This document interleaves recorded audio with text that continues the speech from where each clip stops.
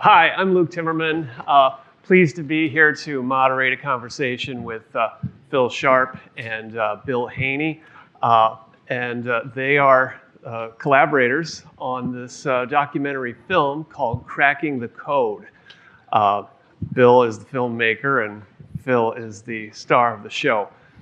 So before we get started with our conversation, please take a look at a trailer for this documentary film, Cracking the Code. Anywhere they put me.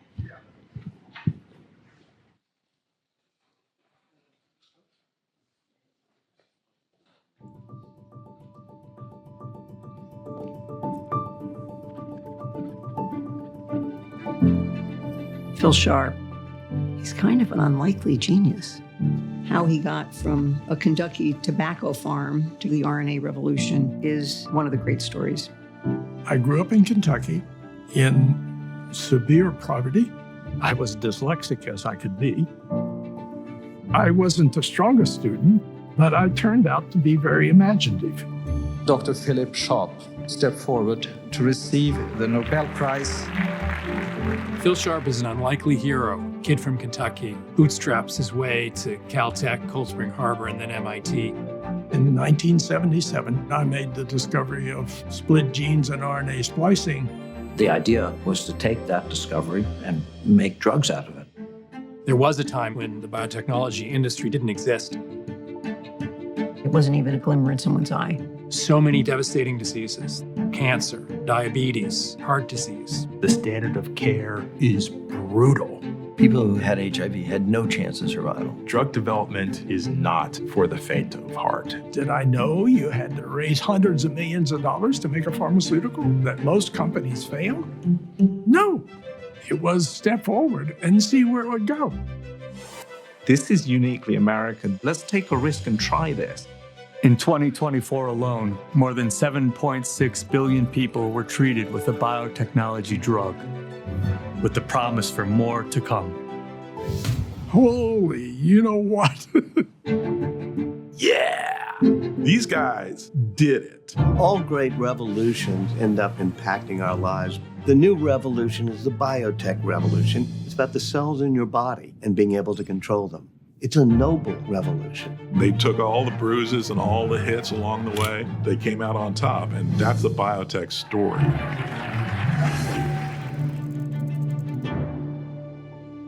I thought, I'm marrying a high school chemistry professor. That was where I thought we were headed, okay? Little did I know.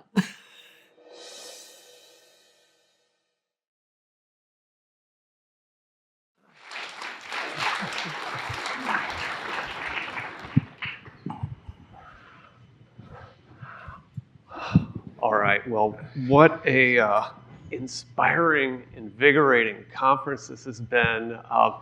And how about those women this morning, Phil? They really kicked ass. So the guys were okay. Watch out for this faculty founder initiative supported by Royalty Pharma. So this, you make a movie. Bill, I think we should start with you. Why, what was the story that you sought to tell here? Maybe just start there. You know, I wanted to tell about the majesty of science in general and the extraordinary potential for a brighter future for the entire world that comes out of the work inventors generally and drug developers, biologists in this industry specifically offer. And I wanted it to be a counterpoint to the political environment I predicted at the time. So this is my 19th movie. I previously did one on Jim Allison called Breakthrough. But prior to that, I made human rights films, civil rights films, environmental films. You know, I lived with the poorest people in the hemisphere for 3 years, parts of 3 years, and made a film about a priest trying to protect their human rights and the plantation owners trying to kill him. You probably can guess the good guys. And as our society got more and more polarized, I started looking for stories where we could all be on the same side. And one of the things I often do when I'm speaking to less scientific audiences, I ask in the audience at the beginning, put your hand up if you're pro-cancer. And that puts us all on the same side. The bad guy is disease.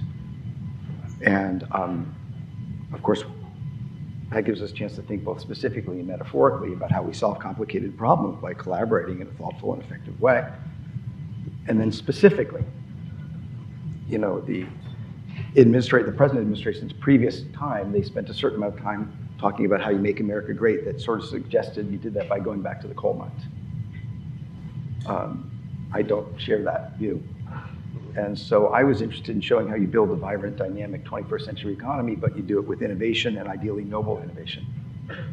And you know, I made the film about Jim Allison in part to celebrate that around cancer and in part to kind of trigger in children the opportunity to see the soulful creative opportunities that come from being a scientist, which can sometimes feel a little distant when you're 10 years old. And really to celebrate the creativity of scientists, which, you know, what a spectacular vision of that we've seen the last few days. I mean, it's unbelievably, dazzlingly uplifting. So you're looking to tell the story of biotechnology, the vibrancy that everyone here in this room can see and feel, and that really isn't getting across to everyone. Think of the juxtaposition of the first discussions we heard here about their concerns, understandable concerns about NSF cutbacks, NIH cutbacks, Bobby's role in the world, the Trump administration's perspective on innovation, and then think about the utterly extraordinary work that we're watching here that's at the centerpiece of the most important revolution in the history of man. Because what's more important than the revolution of the life sciences revolution? And here we are, and in this room, there are the founding fathers of this extraordinary revolution, including, of course, importantly, Phil, but others too. Well, so as a storyteller, So you've got a story, a concept that you want to share with people, and as a storyteller, you got to use various devices, and one of them is having a protagonist for whom people can identify a bit to go along that journey with them before we start talking about some of the science. In this case, it's Phil Sharp. Now, he doesn't play the harmonica, to my knowledge. No, I don't. Phil, when Bill proposed this idea to you, why did you decide to agree? First, I knew he was a great storyteller.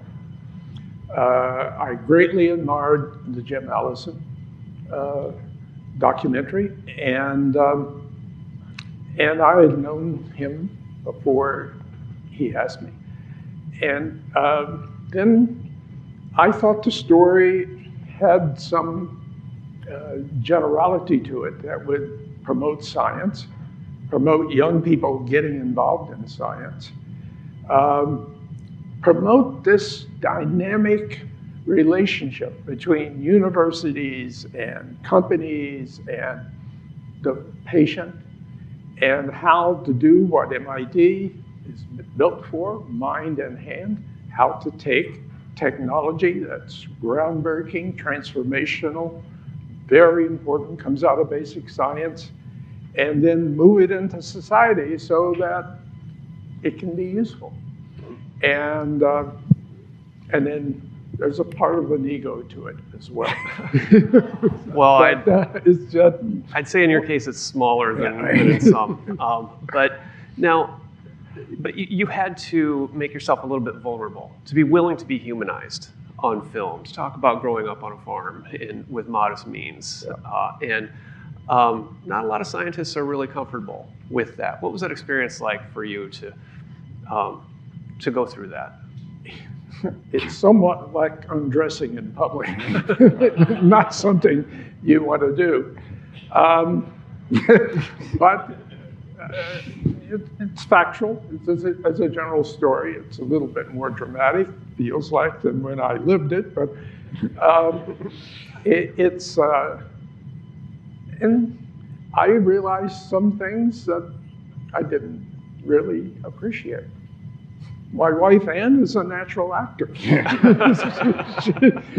she stole the show. Really can't express herself in wonderful ways. She's the star of the thing, particularly in the emotional side of it.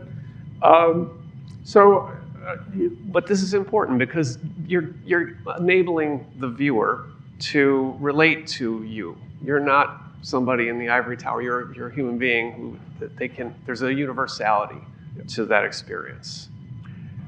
And that's a particular important issue because I think what's happened over the last few years has taught us that people who are in this room primarily and other places have really lost the confidence of Main Street. And that we are going to need to find a way to talk and convince Main Street that we're acting in their interest and that their support of universities and education and research and entrepreneurship and large companies is what has transformed their lives and what will educate their kids and what will have the opportunity to give them even a better life and a more impactful life in helping others. Mm-hmm. I think what you said earlier, Phil, about the university and its role in society is an important point and something that is a through line through American history. I know I talked with Bill about this a little bit earlier, but some people may not know that the institute where we're at right now, MIT, was founded by the Land Grant Colleges Act of 1862. Otherwise known as the Morrill Act. And that was at the height of the Civil War. Maximum turmoil and division in the country. The thought was that if you allow states to sell some land, they can use that to create universities, educate people, and enhance the industrial capacity of the North in order to win the war. So this idea of exploring frontiers and then applying it for the benefit of society. I mean, I think that the Declaration of Independence is drafted by 4 folks, 2 of whom are inventors and celebrated. Ben Franklin and Thomas Jefferson, extraordinary inventors. And if you go through the US Constitution, freedom of speech and freedom of religion and heaven help us, the right to bear arms, they're not in the Constitution. They're in the Bill of Rights 10 years later. It's from the very beginning. But in the Constitution itself is the right of an inventor to the intellectual property they create. Mm-hmm. Because it was seen as central to creating the kind of dynamic country that the founding folks wanted to do and breeding the kind of freedom that we would like the country to celebrate. Mm-hmm. And we've somehow lost that shared sense of that we're in this together, to do research, to develop products, to uplift everyone. But it's been a challenge in this field before, and Phil and others, Dave Baltimore comes to mind as an example, played a really important role because the public was scared when recombinant DNA was discovered too. And the public saw concern. And here in Cambridge, there was, even after the Silmar conference, there was a ban on recombinant DNA research. And the mayor, who was a populist political figure, it's going to be hard to imagine, but made hay by attacking Harvard, and got a lot of blue collar folks got scared and concerned and preyed on that for a while. And the gifted leaders in the scientific community engaged thoughtfully, talked to their neighbors, went to the city council meetings, changed the policies. And part of the reason Cambridge is the epicenter of the global industry is the set of codes that came out of that really engaged discussion that was created by problem, the mayor attacking. But the solution ended up giving us the foundation of biotech in the world here in Cambridge, Massachusetts. This is an important case study, I think, to revisit because you lived it, Phil. But before you get to kind of sharing some of your recollections of that recombinant DNA controversy of the late 70s, remind us, you joined the MIT faculty 1974. Can you kind of set the stage? What kind of place was this? What kind of culture did you enter to do basic science? So 1974, New England was in a sort of economic decline, let's say. The area around Kendall's Square was a parking lot. All the manufacturing, small company manufacturing had moved to the south, cheaper labor, greater transportation. MIT was MIT. It had created the core of the computer. It had developed a whole host of technologies that were very important. Always emphasized sort of discovery and then impact on society. Half of the place is engineering, still is.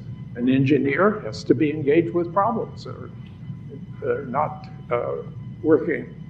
Specifically, there was the war on cancer by Nixon, which created the opportunity for universities to develop programs related to cancer. Salvador Luria led that. He was a Nobel Prize winner for establishing molecular biology. And the Cancer Center had Dave Baltimore and a number of other very exciting people. And I was terribly excited to come to New England and join that group. And MIT was just open to all sorts of possibilities.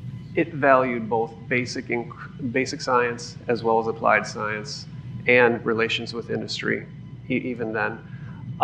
It's important that you mentioned the war on cancer and how that provided additional federal government resources. There's been a long-standing partnership between the federal government and research universities.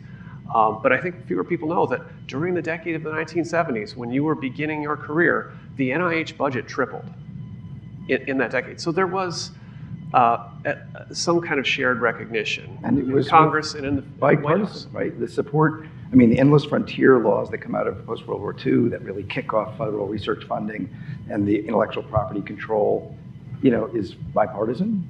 Of course, the Nixon war on cancer that funds the NCI so dramatically is bipartisanly supported. If you look at the Evans-Buy legislation that comes out of the Senate that gets essentially creates the wellspring of technology licensing out of research universities, bipartisan. Technology innovation's been a bipartisan issue for a very, very long time. Bill Clinton and Newt Gingrich got along on this point, doubling the NIH budget in the late 90s. Mm-hmm. So long history. But now, of course, everybody knows we're at this moment again of significant stress on the scientific enterprise, both academia and in startup biotech world.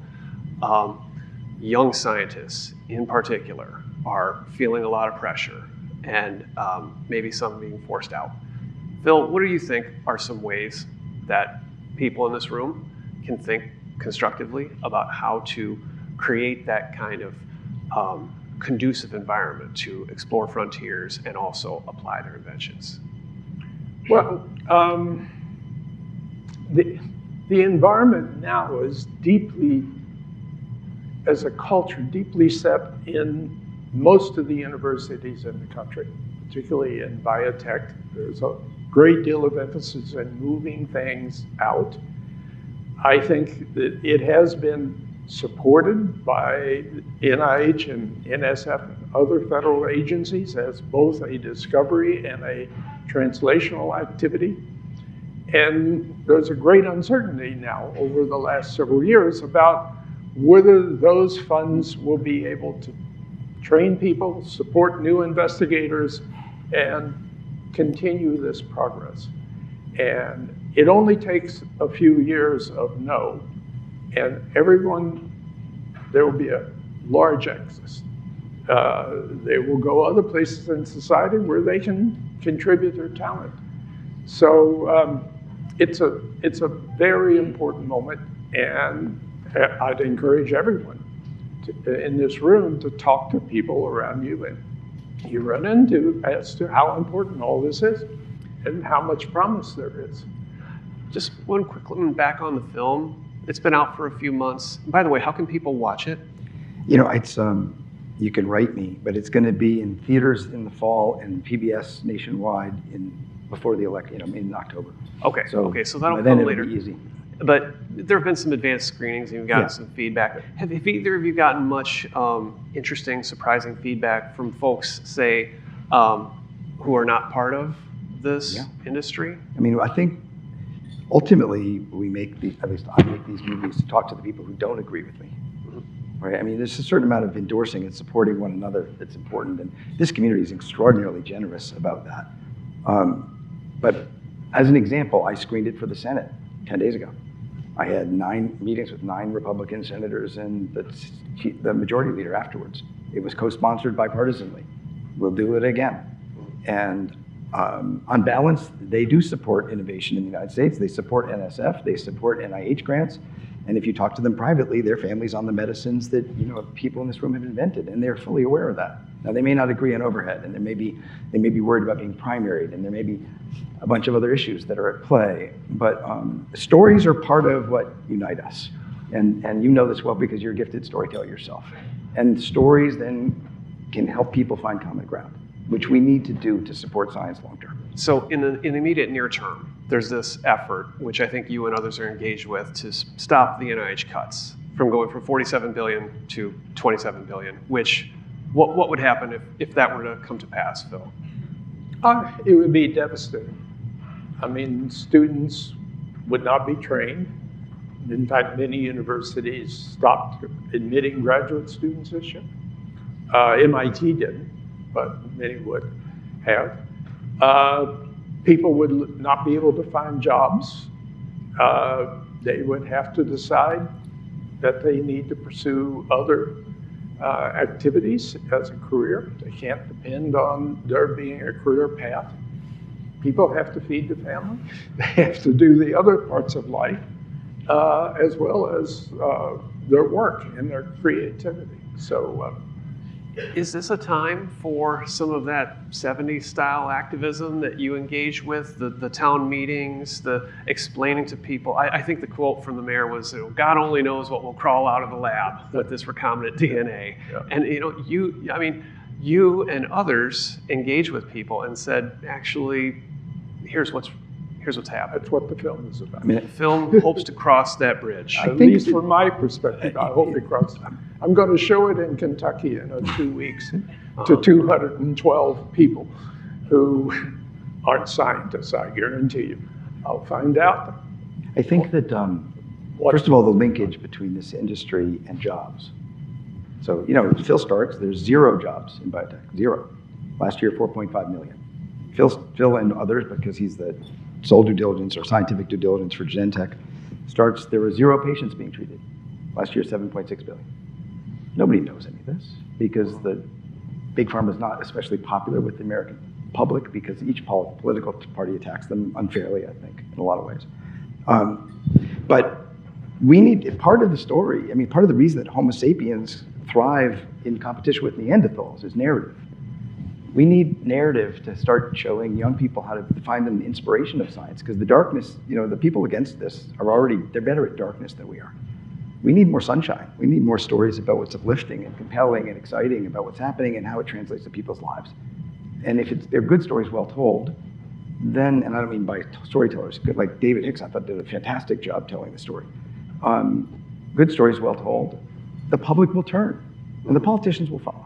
I think one thing I'll say is it starts with humanization. If you have an interesting character, and it doesn't even take much. I think Ann Carpenter did a deft job at this. A farm girl from Indiana. I'm a farm boy from Wisconsin. Immediate connection. Like, wow, how did she end up here at the Broad? But also, and I agree with you, I thought she was spectacular. And I've never met her, but I thought she was spectacular. And her work was spectacular.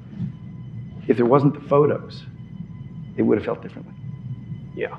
So, the fact that she showed a photo of herself as a child and her setting, of course, immediately humanizes her, and we build empathy and trust, and when we do that, we connect with each other. It opens up the prism for curiosity. Now people want to hear about what she's doing. And they want her to, and forgive me, Ann, I can't see if you're out there, but so, like, I'm an old Irish Catholic kid, so I see you and I start tearing up when I see the story. So, but of course, it's not just that, it's that they want her to succeed. Yeah. We want her to succeed. You can't watch, all storytelling to some extent starts with Aristotle, or at least is codified by Aristotle, and there is the journey of the hero. And the hero is somebody who takes bigger and bigger risks and struggles more and more on behalf of something more important than themselves. Phil is a spectacular example of that. And the values of the hero, in this case, for example, curiosity, resilience, integrity, but also humility, and collaboration, those things become part of how we connect to it. And this industry is so loaded with people who do this. The remarks by Count Bertuzzi, which were dazzling, she didn't elevate herself at all. She just was utterly captivating in the energy and enthusiasm she brought to this compelling subject. What a fantastic thing. How much did the public see that? Well, and the community connection you see in Carolyn, like her pride in her former graduate students. I mean, I think the very best scientists have this in common. Phil, you for sure. I mean, I think one of the reasons you're so well regarded here on campus is not just your intellectual contributions to RNA biology, which are, I mean, of course, that's there. But there's a community building aspect too, both here at the Institute and in the biotech community. Bringing people along, respecting other people's contributions. And I'm curious, how, you said you're going to Kentucky. Yes. What sort of reception, you stay in touch with some folks from where you grew up. What sort of reception have you gotten from them about what you've done and how it's rendered on the film? They're all they're very excited about the success. They named a school after me after I got the Nobel Prize. Do they understand what I did? No. I mean, I can talk to them, but they really don't understand it. I think this will be a major vehicle of communication. I think that, like we did this, when we did the Jim Allison film, we showed it, for example, we showed it to a bunch of pharma companies that do, just screenings for them. And oftentimes we would do the first one, and they'd ask to do a second one because the scientists wanted to bring their family, so they could understand, their kids could understand what they were doing and why they were working so hard. Yeah. I think the ability to connect the magic that's going on in the labs to the daily experience of the folks around us it's so important to do that. And it's more broken, or let's say there's more opportunity to improve than we may realize. Were there some lessons learned from your previous film on Jim Allison in both how it was put together and then distributed that you applied for this one? Well, I think, and I thought there were some just fantastic remarks. Knowing what you're trying to accomplish is the most important thing. So I'm pretty good at that. Although there's a long list of things I'm pretty bad at. And so, for example, the most people seeing it, it was the most watched I mean, we picked PBS, it doesn't pay anything because we didn't care about that. We wanted the most people to see it. PBS is free. They didn't think it was, and Thomas may still be here from Nobel, but we did 2 screenings for the Nobel Institute when we opened this, one of Jim's and one of this one. They were the first 2 narrative docs, and by narrative I mean not designed to teach you like from the neck up, but designed to move you from the neck down, of a Nobel Prize winning scientist that they told me that had ever been made. PBS thought nobody would watch it because it was about a scientist. It was the most watched movie on television in the United States for 2 years in a row. So it was a surprise to them. So instead of campaigning to win an Oscar, we built a curriculum for schools that's in 2,000 schools. And many of those schools, the kids love science naturally, but finding role models isn't that easy.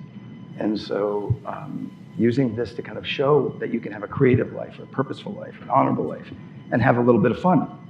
Because I think a lot of folks think scientists aren't having all that much fun, and then they look and they go, my God, these guys are having a good time. And film in part because it uses music and sound design generally opens us up to accept things and learn things at a different level than a white paper or a nonfiction book. And so taking advantage of that to kind of create a sense of the movement and the opportunity of all this.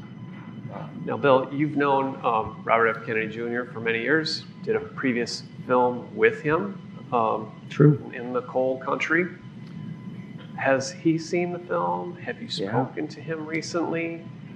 Wow, that's a high inside fastball for you, right?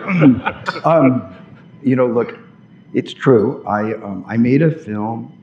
It was implicitly, stories have the kind of implicit tale. In this case, it was a story about citizen democracy, and the explicit tale.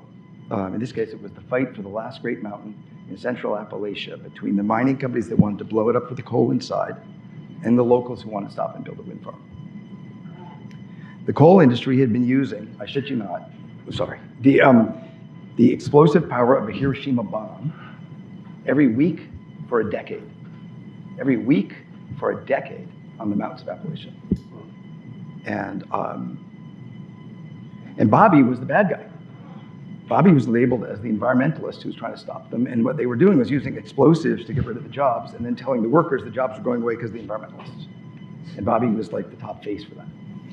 And I went to make a film about the locals who wanted to stop the fight for the last great mountain in Central Appalachia and build a wind farm on its ridges. And Bobby was naturally, a part, and had been an ally of them for 20 years. Nobody was watching. He wasn't making any money. He was going for free and like defending them in lawsuits against the coal companies. So you knew him in a totally different context, and still do. He and I text and we speak and we don't agree. He asked me to do a vaccine movie. I said no. He asked me for outtakes, for his political campaign and to be a spokesperson.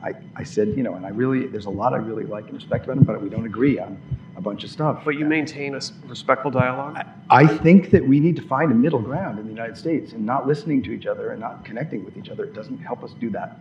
So,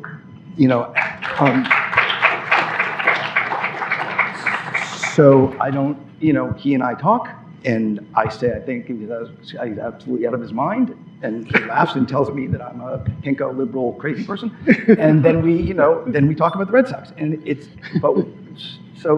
I think that's okay. I went to see as an example, Senator Daines last week from Montana, and he's far right of me on almost every issue. But I want to see the depreciation schedules for innovation in the United States change back to what they were for 50 years, because I think R&D support is going down as a result of a failure. And he and I totally agreed on that. Okay, as far as I'm concerned, that's good enough. I don't have to agree with him on everything. Well, and you could talk about other things like what you're working on a day-to-day basis. I mean, this is not really a science panel, but we have a few minutes left, and I do want to ask you too, what are you working on now that's really exciting to you? Well, we heard, this has been an extraordinary conference. Not only have we seen really interesting business, but we heard about cell surface RNA. We heard about drugging splicing, a terribly new opportunity that I think could open up new doors. And we heard about AI being a transformative science and demonstrations of that impact in a way that accelerates what we're doing and is going to make it more rapid, inexpensive, and more available to people. Why we're afraid of AI, I don't know. But it's a new technology. It's got to be used appropriately, and we've got to debate it. So it's, there are extraordinary opportunities, and we only talked about a few things at this conference. So, never been a better time. First of all, I have to say I really enjoyed Rajiv's remarks and the style of them, the kind of sparkle of them earlier. And, I run 2 biotech companies, and so I'm trying to deliver and execute on drugs. And as an example, I appreciated listening to my friend from PTC talking about the ability of small molecules to modulate RNA. And the pioneers in this field, this is of course once considered to be impossible, and the pioneers in this field who work at the SMA Foundation, patient advocacy group, and a generous donor, and at PTC Therapeutics, and ultimately at Roche. And PTC kicked off some really important pieces of this.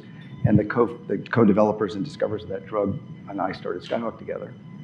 And we have our first rare neuro drugs in the clinic, and we've got 6 more that will be in the clinic by the end of 2027. And we're in phase 2/3 right now, and the data is spectacular. And it's somebody said yesterday, or earlier this morning, I think it's great. I mean, this is one of those kind of competitions you don't really mind who wins. I know we're supposed to all be focused on the return, and I do care about that because it's the obligation, shake hands with your investor if you have one, and you have to do that. But ultimately, the patients win. If my drug on Huntington's is better than PTC's, or PTC's is better, as long as the patients win, the patients win.